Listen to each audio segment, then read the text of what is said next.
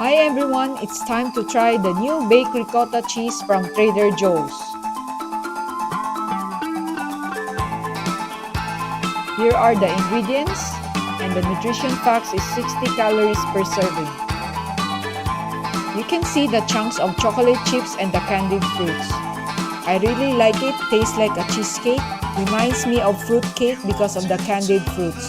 It's a must try this season. Thank you for watching, bye!